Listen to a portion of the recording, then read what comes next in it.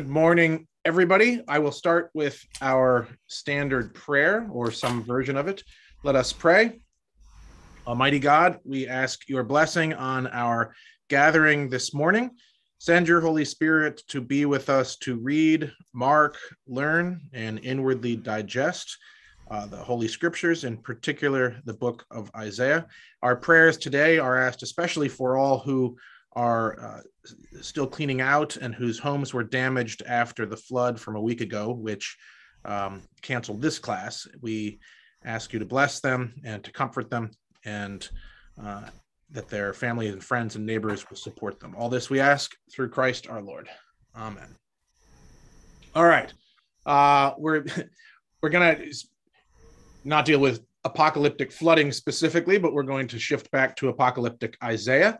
So we are in the middle of several oracles and poems that are mostly against Egypt. And as we read through what we're going to read today, we'll see some of this Egyptian stuff, and then we will shift to more oracles against Judah and Israel. And hopefully, if we can finish on time, we will finish with a very positive oracle in chapter 35. So I will share my screen and we'll jump right into it. Can you see? Can you see my screen? Yes. Yes. Sadly, I've lost. Oh, there you all are. I've lost all of you. You're over there. All right. Is my screen reasonably sized for Patrice to start reading? Yes. All right. Jump into it. All right. Help from Egypt is futile. Doom to you, rebellious children, says the Lord, who make a plan which is not mine, who weave a plot, but not by my spirit, piling up sin on sin, setting out to go down to Egypt without consulting me, taking refuge in Pharaoh's refuge and hiding in Egypt's shadow. Pharaoh's refuge will become your shame, hiding in Egypt's shadow, your disgrace. Though their officials are in Zoan and their messengers reach Hanes, all will become shame because of a people who can't assist them. There are no help, there are no profit, rather shame and disgrace. An oracle about the beast in the arid southern plain. All right, hold on one sec. So this is kind of obvious once you wrap your head around the context. Remember, we're probably in the lead up or in the middle of the Assyrian war. So all that this says is that the leaders of Israel are asking Egypt for help. So they've sent down messengers, right, to some of these Egyptian cities. These are actually cities in Egypt. And the Lord says, no, that's not a good idea, because rather than asking for help from God, they're actually asking for help from Egypt, which, if you know the history, would be a big no-no because Egypt had enslaved them for 400 years. So this is not a good thing. All right, keep going. An oracle about the beasts in the arid southern plain. Through a land of distress and danger, lioness and roaring lion, viper and flying serpent, they will carry their wealth on donkeys' shoulders and their treasures on camels' humps to a people who won't profit. For Egypt's help is utterly worthless. Therefore, I call her Rahab, who sits still. Want me to keep going?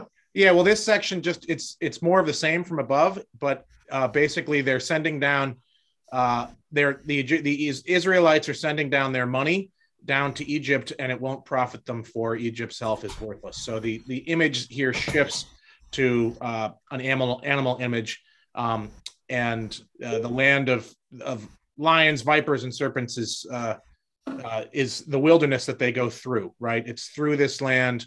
So they're taking all this risk to send their money to Egypt for no point at the end of the day. All right, keep going.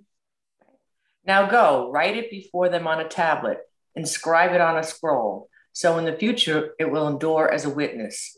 These are rebellious people, lying children, children unwilling to hear the Lord's teaching, who say to the seers, don't foresee, and to the visionaries, don't report truthful visions, tell us flattering things, envision deceptions, get out of the way, step off the path, let's have no more Holy One of Israel.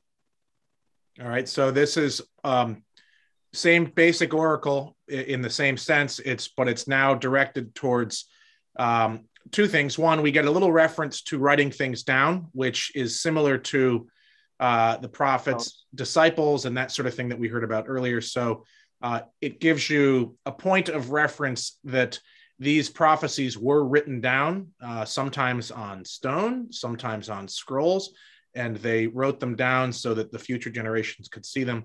And then this little chunk is about false prophets. And a false prophet in this context, and actually mostly throughout the Bible, is somebody who doesn't report a truthful vision. But the end result, and this actually comes from Deuteronomy, you can always tell a false prophet by the fact that that person says, don't trust in God. Don't trust in the Holy One of Israel. All right, so keep going. Now this is what God says, okay? The Holy One of Israel. Therefore, the Holy One of Israel says, because you reject this word and trust in oppression and cunning and rely on them, your sin will be like a crack in a high wall. It bulges, about to fall. Suddenly, in an instant, it breaks. Its breaking is like the breaking of a storage jar that is totally shattered. No piece from among its fragments will be large enough to take fire from a hearth or to dip water from a cistern. You can keep going. Therefore, the Lord God, the Holy One of Israel, says, in return and rest you will be saved. Quietness and trust will be your strength. But you refused. You said, no, we'll flee on horses. Therefore, you will indeed flee, and will ride off on swift steeds we will ride. Therefore, your pursuers will be swift. 1,000 will flee at the threat of one, and at the threat of 5 you will flee, until you are left like a flagstaff on a mountaintop, like a flag on a hill. Nonetheless, the Lord is waiting to be merciful to you, and will rise up to show you compassion. The Lord is a God of justice. Happy are all who wait for him. Great. Okay, so you've got 2 pieces of poetry. The first is the image is actually fairly apt with what we just went through, with a wall breaking and bulging and falling down. Basically, it's they think they're trusting in Egypt, which they think is like a strong wall, but Egypt is not going to help them, and it's going to break. And then the second oracle is that everyone is going to run away. And so all this sort of might and strength of military that they think they're going to have is not going to stand up to the Assyrians, which again, above are compared like a flood. So good. Okay. Any questions on that section before somebody else reads the last, gosh, this is a long chapter, before somebody else reads the second part from anybody?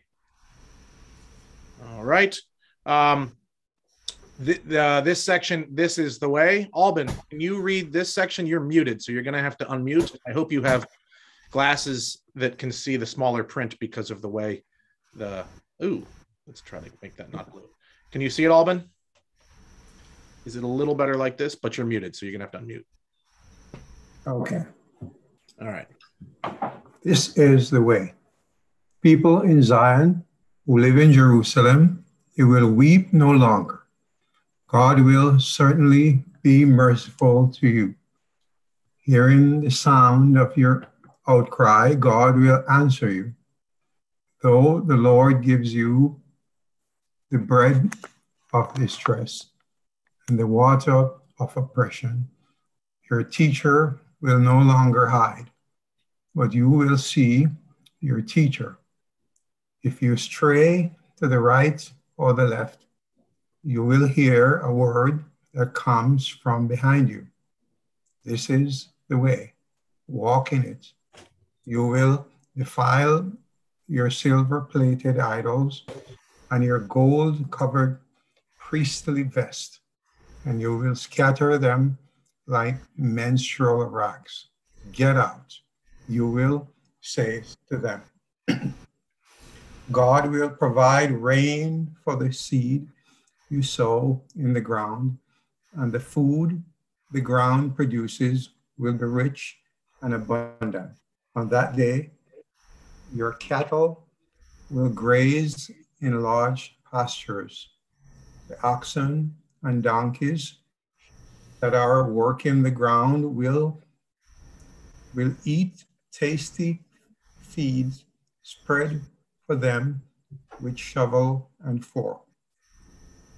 On every lofty mountain, on every high hill, streams will run with water on them on the day of the great massacre, when the towers fall. The lights of the moon will be like the lights of the sun, and the lights of the sun will be 7 times brighter, like the lights of the 7 days, on the day that the Lord bandages the people, brokenness, and heals the wounds inflicted by his blows. Great. Okay, so this section is not poetry, and it gives you a couple of images that are pretty clear. There's a water and food image that runs throughout each passage that kind of changes again and again and again. Water is not good at the beginning because it's the water of oppression, and then it turns into good water that waters the ground, and then you've got streams running through that sort of clean out the great massacre. So the imagery constantly changes.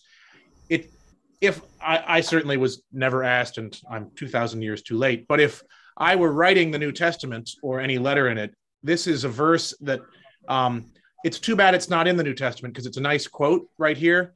The teacher, your teacher will no longer hide. You will see your teacher. If you stray to the right or the left, you will hear a word that comes from behind you.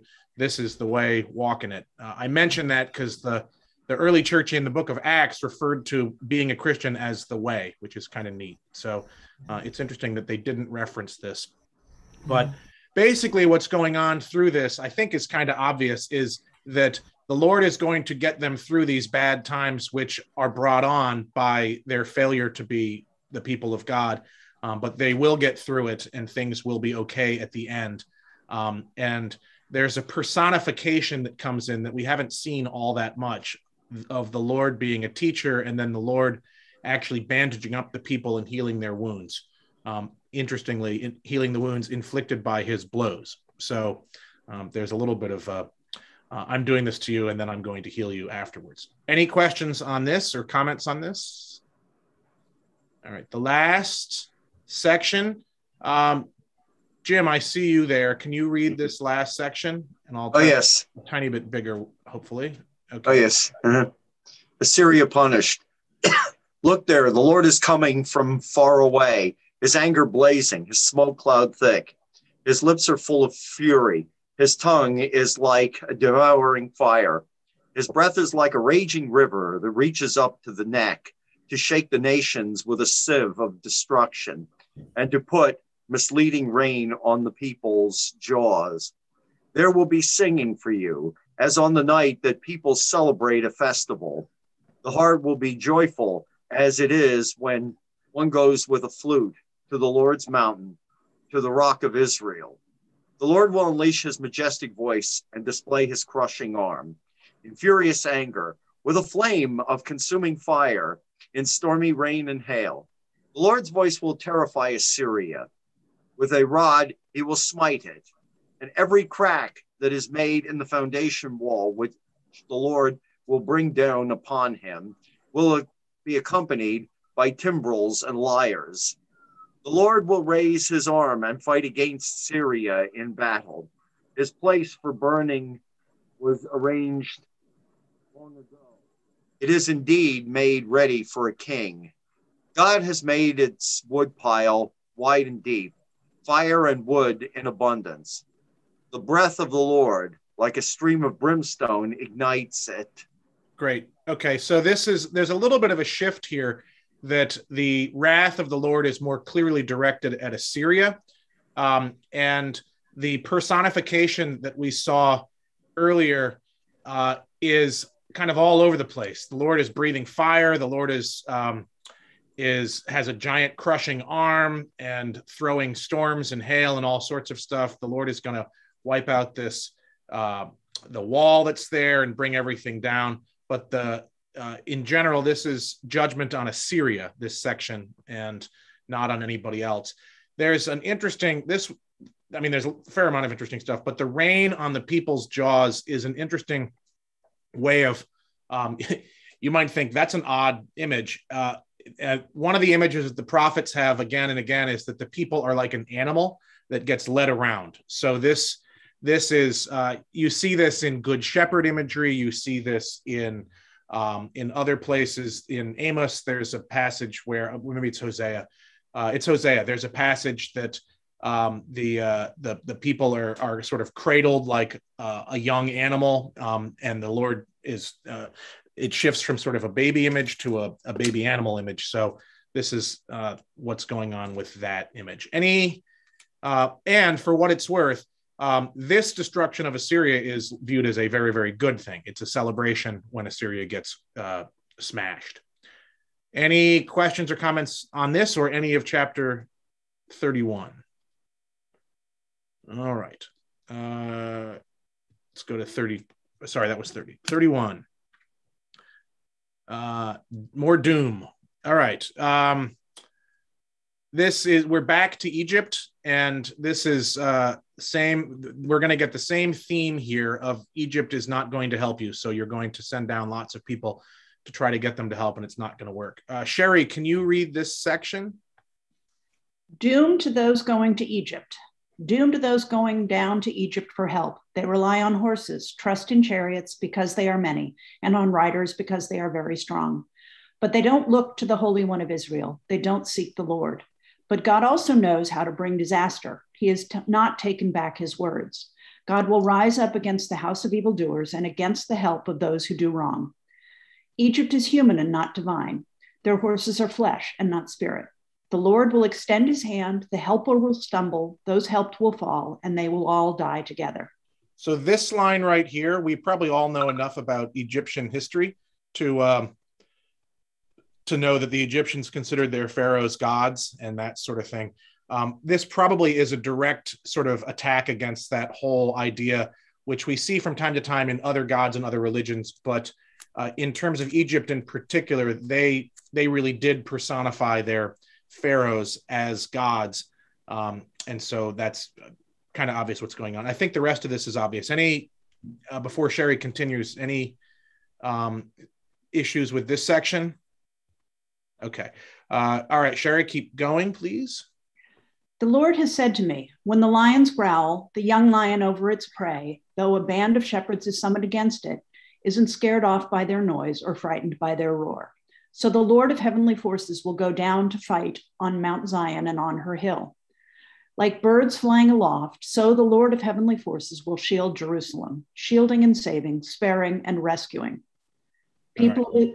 Sorry. Yeah, no, I'm just trying to get the spacing on this is unfortunate. Can you see it still for the next yes. verse? Okay. Yeah. People of Israel, return to the one whom you have deeply betrayed. On that day, you will each reject the idols of silver and the idols of gold, which you have sinfully made for yourselves. Okay, hold on one second. So as I get this back up, I'm not sure I've mentioned this before other than what the translation is. So when we do the Sanctus, right, the Holy, Holy, Holy during the middle of the Eucharistic prayer, that comes up as Lord God of hosts or Lord of power and might. That's what this is. And that's actually where that's from. And this really heavily military imagery that keeps coming up, that the Lord is kind of in battle and the Lord of heavenly forces. That's what this is about. And so the Lord of hosts, it's like the host that's a giant heavenly army.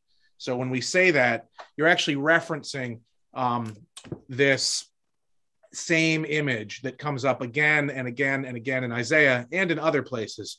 But it's a title of the Lord God as one who is more victorious in, at the end of the day in battle. And this particular section that we're on about trying to rely on Egypt and their armies in the context of they're never going to be as powerful or as useful or as much of a friend as your God is. So why bother going down there? So that's, I think, is a neat reference, just because it would be odd if we sang this in church, but that's really what's, if we sang the Lord of heavenly forces or something like that. But that's kind of what the original reference is about. All right, Sherry, keep going and finish the chapter. Assyria will fall, but not by a human sword. A sword not made by humans will devour them. They will flee before the sword. Their young men will become forced laborers. In horror, they will flee from their strongholds. Their officers will be terrified at the signal, says the Lord. whose fire is in Zion and whose oven is in Jerusalem. Okay, so the Lord is based in Jerusalem, and the Lord is the sword, for lack of a better way of putting it. Anything in chapter 31? All right, let's move to chapter 32, which shifts gears a little bit to now we're going to get more righteous rule in our area in Jerusalem and Israel. Barbara, can you unmute and jump in and read for a bit? Righteous rule. See here, a king rules to promote righteousness. Rulers govern to promote justice. Each like a shelter from the wind and a refuge from a storm, like streams of water in a wasteland, like the shade of massive cliff in a worn-out land. Then the eyes of those who can see will no longer be blind. The ears of those who can hear will listen. The minds of the rash will know and comprehend, and the tongues of those who stammer will speak fluently and plainly. Then a fool will no longer be called honorable, nor a villain considered respectable. Fools speak folly. Their minds devise wickedness, acting irreverently, speaking falsely of the Lord, leaving the hungry empty and depriving the thirsty of drink. As for the villain, his villainies are evil. He plans schemes to destroy the poor with lying words, even when the needy speak justly. But an honorable person plans honorable things and stands up for what is honorable. So this is sort of broken into two parts. This section is more like wisdom literature. It basically tells who fools are, who the villains are, and what an honorable person is. The top section looks ahead to a time when there will be righteousness by the rulers, the king in particular, and all of the people the images that we've gotten again and again and again of people that have it right in front of them yet don't see and are blind, people that have been told again and again and again but seem not to listen or hear or comprehend what is being spoken to them. All of them at this time, at some point, will be able to hear, see, and understand. And then there's this shift, which is really an insult to the people that are leading them right now, that the people leading them now are foolish and are called honorable and are criminals and are considered respectable. And that's all going to shift. So anything on this before Barbara continues? All right. Barbara, can you jump in and keep going? Warnings to the carefree. Women of leisure, stand up, hear my voice. Carefree daughters, listen to my word. In a little over a year, the carefree will shudder because the grape harvest will fail, the vintage won't arrive. Tremble, all of you who are at ease. Shudder, all of you who are secure. Strip yourselves, bare your skin, and tie mourning clothes around your waist, beating your breasts for the pleasant fields, for the fruitful vine, for my people's soil growing barbs and thorns, for all the joyous houses in the jubilant town. The palace will be deserted, the crowded city abandoned. Stronghold and watchtower will become empty fields forever, suited for the pleasure of wild donkeys and a pasture for flocks, until a spirit from on high is poured out on us, and the desert turns into farmland, and the farmland is considered a forest. Then justice will reside in wild lands, and righteousness will abide in farmlands. The fruit of righteousness will be peace, and the outcome of righteousness calm and security forever. Then my people will live in a peaceful dwelling, in secure homes, in carefree resting places. Even if the forest falls and the humbled city is laid low, those who sow beside any stream will be happy, sending out ox and donkey to graze. Great. Okay. So this is, there's a shift from, this is basically a judgment into shifting back into a positive thing. But so what's going on here is, I mean, if you were going to sort of assume the context, you're about a year away from everything completely collapsing. And the people in the city are partying and having fun and being full of leisure and that sort of thing. And it's eventually going to end up with a situation where the jubilant town and the joyful houses are deserted and eventually abandoned, and everything is wiped out. But that's what's going to allow peace to come and people to be secure, even though the city has been destroyed and laid low. Anything? So did this prophecy come true in a year from then? What year after it was written? Well, that's a great. It's impossible to know exactly when it was written because it's put into the book in a place. And if we keep going and get through chapter 35, you'll see that it shifts gears to probably much later. But where it's placed in the book, the next major narrative chunk that starts in 36, and remember we're on chapter 32. The next major chunk that comes in is where the Assyrians come in and they eventually do wipe out everything in the area. So at least the northern people get wiped out. So that's impossible to say. It is strange that we haven't run into too many of these exact date things, right? So in a year, this is going to happen. So I don't have an answer for that. One would assume, based on where it's put in here, that it does that it does happen as we read. Because if I were the people of the time, I don't think I'd be listening to them if they just said, well, this might happen and this might happen. Right. I'd be honing in on exactly, is it happening in September? What should they be looking for here? Otherwise, they're just talking. Right. Well, you do run into problems with that if you begin to the end of the world. People keep moving their dates around, right? So you do run into problems with that. That's I don't have an answer for that other than that it says in a year it's going to happen. And then as we read through, you'll see that the army of the Assyrians really do line up in a couple of chapters up against the walls. So it's a good question. I have no answer. Anybody else? All right. 33, Etta, I think you have not read yet.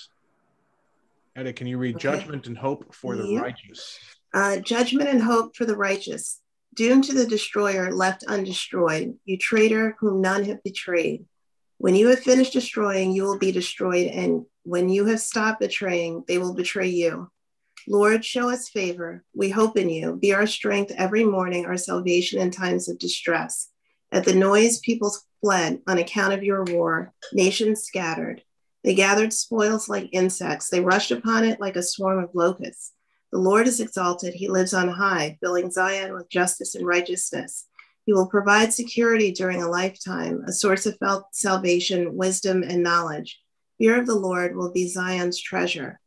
But then those in Ariel cried out in the streets. Messengers of peace wept bitterly. The highways were deserted. Travelers left the Lord. The covenant was broken. Solemn pledges were rejected. No one cared for humanity. The land mourned. It wasted away. Lebanon was ashamed. It withered. Sharon became like the desert, and Bashan and Carmel were dropping their leaves. Now I will arise, says the Lord. Now I will exalt myself. Now I will stand tall. You conceive straw, give birth to stubble. Your breath is a fire that devours you. People will be burned to lime, thorns cut up and set ablaze. You who are far away, hear what I have done, and you who are near know my strength. Sinners became terrified in Zion, trembled seized the godless. Who among us can live with the devouring fire? Who among us can live with the everlasting blaze? The one who walks righteously and speaks truthfully, who rejects profit from extortion, who waves away a bribe instead of grabbing it, who won't listen to bloody plots, and who won't contemplate doing something evil. He will live on the heights. Fortresses in the cliffs will be his refuge. His food will be provided, his water guaranteed.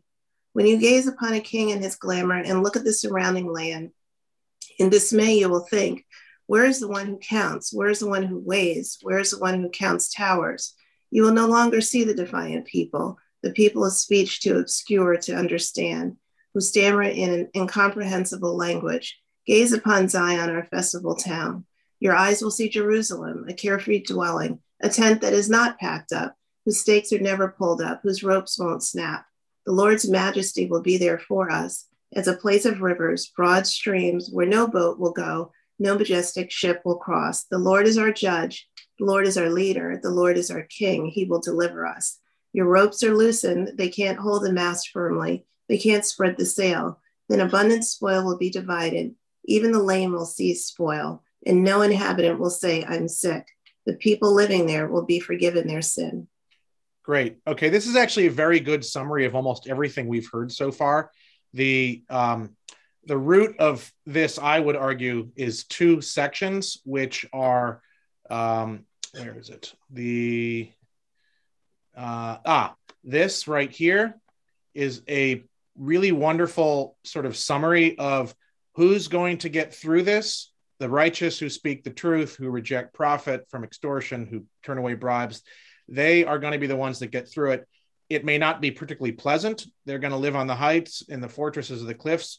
If you've ever been to that part of the world, you know that people have done that from time to time and lived in the cliffs and hidden in the mountains and things like that. And then the other sort of centerpiece of this is this section about what the Lord is. The Lord is their king, judge, leader, and the one that will be there for us. So in the midst of all of this chaos, some of which is the Lord saying, I'm not going to help. Some of this is the Lord bringing it upon.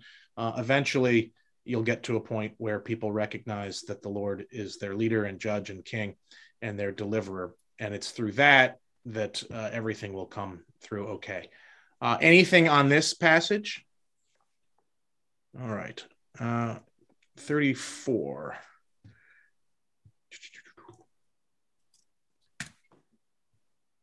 All right. I think we got enough time for maybe one or two more, and that would be ideal because that's what I'm hoping to get through. So who's up? Patrice, I think you're up next. Okay. Vengeance against Edom. Draw near, you nations, to hear, and listen, you peoples. Hear, earth and all who fill it, world and all its offspring. The Lord rages against all the nations and is angry with all their armies. God is about to wipe them out and has prepared them for slaughter. Their dead will be cast out, the stench of their corpses will rise, and the mountains will melt from their blood.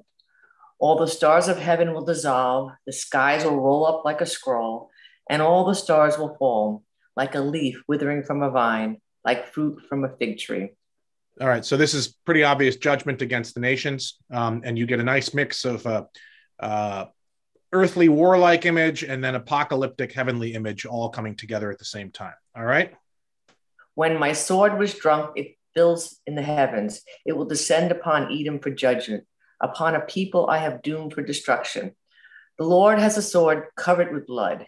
It is soaked with fat from the blood of lambs and goats, from the kidney fat of rams. For the Lord has a sacrifice in Bozrah, a great slaughter in the land of Edom. Wild oxen will fall with them, steers with mighty bulls, and their land will be drenched with blood, its soil soaked with fat. The Lord has a day of vengeance, a year of payback for Zion's cause.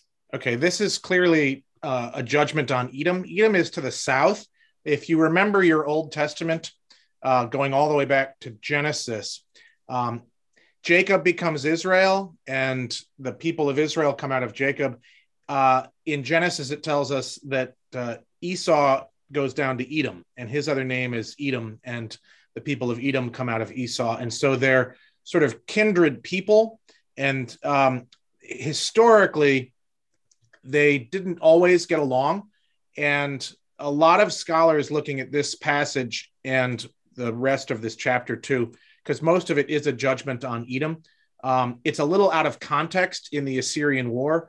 Later on, there is a time when the people of Edom basically betray the people of Israel and go and loot and plunder the temple and Jerusalem. And so forever afterwards, they were not viewed very fondly. And there is a school of thought that places this originally, even though in the book it's not there, but places the original oracle as possibly much later during a time when it's a judgment on Edom. So it is what it is. But in this context, it's judging everybody around, and the Lord is really not happy with anybody that is in any other nation. So let's keep going. More about Edom down here. Okay, keep going, Patrice. Edom's streams will be turned into pitch, its dust into sulfur, and its land will become burning pitch.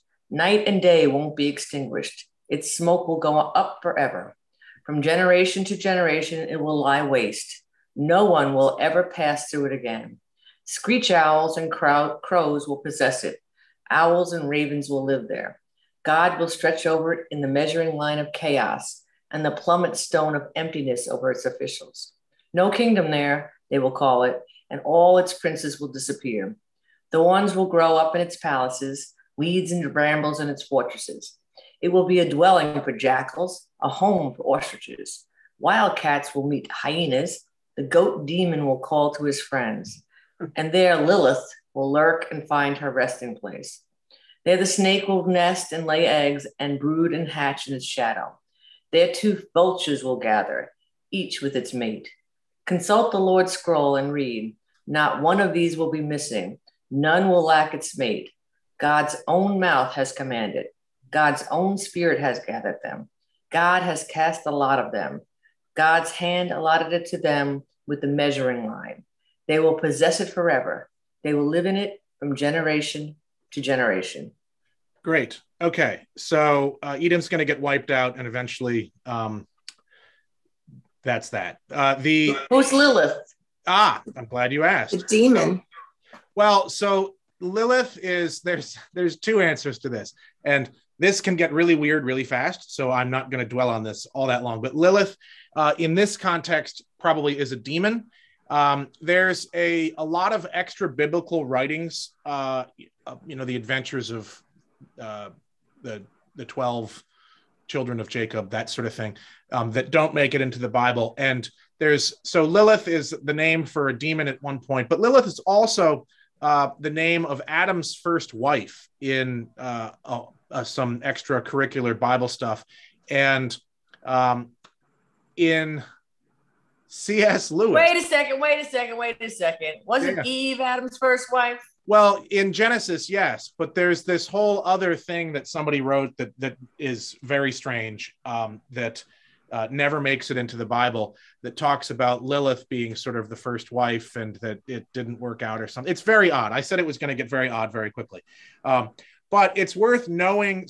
I recommend Googling this and checking out some of background on Lilith, because in some strange, that reference shows up in some places. If you're ever reading the Chronicles of Narnia by C.S. Lewis, he actually references Lilith at one point. Yeah. And so it comes up from time to time. But the point here is that Edom is not only going to get wiped out, Edom is going to be a place where the jackals and the ostriches and the hyenas and the demons all live. And that's that. So, and don't name your kid Lilith. Don't name it. Well, that's a different. Of course, there's a Lilith festival, right? So, yeah, anyway, enjoy going down that road and looking up Lilith and Adam. That's or Lilith demon, that sort of thing. And who's the 12 children adventure of who? Oh, that's it. There's apocryphal stuff. It's just extra. It's not in the Bible. It's extra stuff. Okay. There's it's basically somebody going on a theological riff about something, and usually it gets very strange very quickly. Okay. Yeah, there's a reason it didn't get collected into the Bible. All right, last chapter, and then I've got to run. I did want to get through this because we missed a week, and then we changed gears dramatically next time. This is Catherine. Are you here? Can't tell. Yes, Catherine is here. This is very positive, so let's end with this. This is a very nice piece of poetry that is much more positive than anything we've read all day. So, Catherine, can you read this section? Yes. The fertile wilderness, the desert and the dry land will be glad. The wilderness will rejoice and blossom like the crocus. They will burst into bloom and rejoice with joy and singing. They will receive the glory of Lebanon, the splendor of Carmel and Sharon. They will see the Lord's glory, the splendor of our God. Strengthen the weak hands and support the unsteady knees. Say to those who are panicking, be strong, don't fear. Here's your God, coming with the vengeance and the divine retribution. God will come to save you. Then the eyes of the blind will be opened, and the ears of the deaf will be clear. Then the lamb will leap like the deer, and the tongue of the speechless will sing. Waters will spring up in the desert, and the streams in the wilderness. The burning sand will become a pool, and the thirsty ground fountains of water. The jackal's habitat, a pasture. Grass will become reeds and the rushes. Highway will be there. It will be called the holy way. The unclean won't travel on it, but it will be for those walking on that way. Even fools won't get lost on it. No lion will be there, and no predator will go up on it. None of this will be there. Only the redeemed will walk on it. The Lord's ransomed ones will return and enter Zion with singing, with everlasting joy upon their heads. Happiness and joy will overwhelm them. Grief and groaning will flee away. Great. This is the Isaiah, I think, that most of us all know. And kind of when we think of Isaiah's prophecies, it's much more of these positive sort of things.